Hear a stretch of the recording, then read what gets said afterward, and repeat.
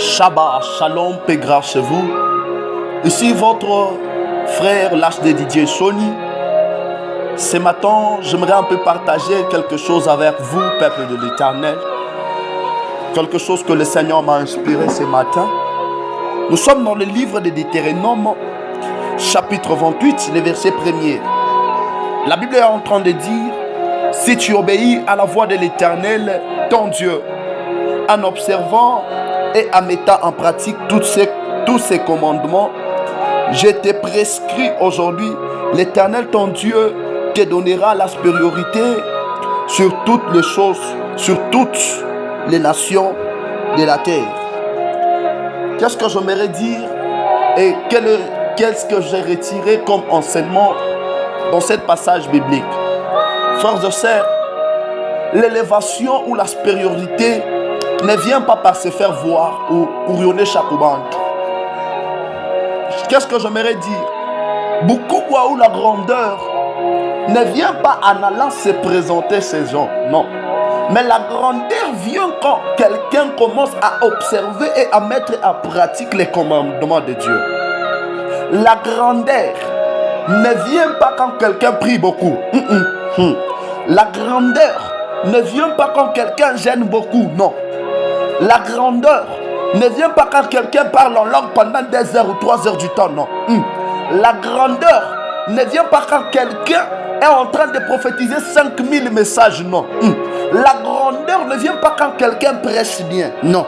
Mais la grandeur, elle vient quand quelqu'un met en pratique et elle observe le loi de l'Éternel dans sa vie. Qu'est-ce que j'aimerais dire? À nous qui cherchons la supériorité sur toutes les nations de la terre, cherche d'abord à observer la parole de Dieu. Cherche d'abord à marcher dans la crainte de Dieu. Parce que la Bible est en train de dire que la crainte de l'Éternel est le commencement de toute sagesse. Qu'est-ce que j'aimerais dire, frères et sœurs? Lorsque nous allons commencer à observer et à marcher dans les commandements de Dieu, moi j'appelle les lois de Dieu, vous allez voir que la grandeur viendra de soi. La grandeur, Dieu va te les donner facilement. Ou la supériorité, Dieu va te les donner facilement. Pourquoi? Parce que tu marches dans ses pas. Pourquoi? Parce que tu marches dans ce qu'il est en train de dire.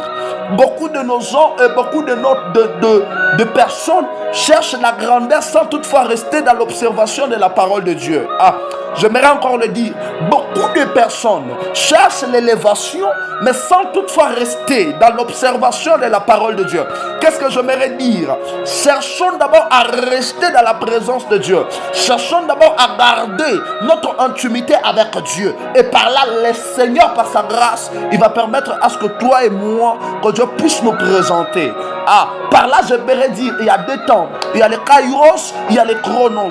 Les chronos, c'est le temps des hommes. Et les kairos, c'est le temps de Dieu. Maintenant, pour quitter au temps des hommes vers le temps de Dieu, il y a quelque chose à faire. Il y a des principes à faire. Il y a des choses à faire. Il y a des règles à respecter pour quitter les chronos vers les kairos. Quelles sont les règles à respecter? Ce n'est pas aller toucher au fétiche, non. Ce n'est pas beaucoup prier, non. Ce n'est pas beaucoup gêner, non. Ce n'est pas beaucoup parler en langue, non. Ce n'est pas beaucoup prêcher, non. Mais le principe, les commandements est juste d'observer. Est juste d'observer et de mettre en pratique tous ces commandements. Wow, j'ai vite compris que aujourd'hui je viens de trouver la réponse à la question que j'étais en train de me poser. Peut-être toi, si tu te poses cette question, comment j'aurai la grandeur? Comment j'aurai la supériorité? Qu'est-ce que je dois faire? Bien-aimé dans le Seigneur, ce n'est pas prier, non. Ce n'est pas d'abord gêner, non. Ce n'est pas d'abord parler en langue, non. Mais c'est d'observer et de mettre la parole de Dieu en pratique. Et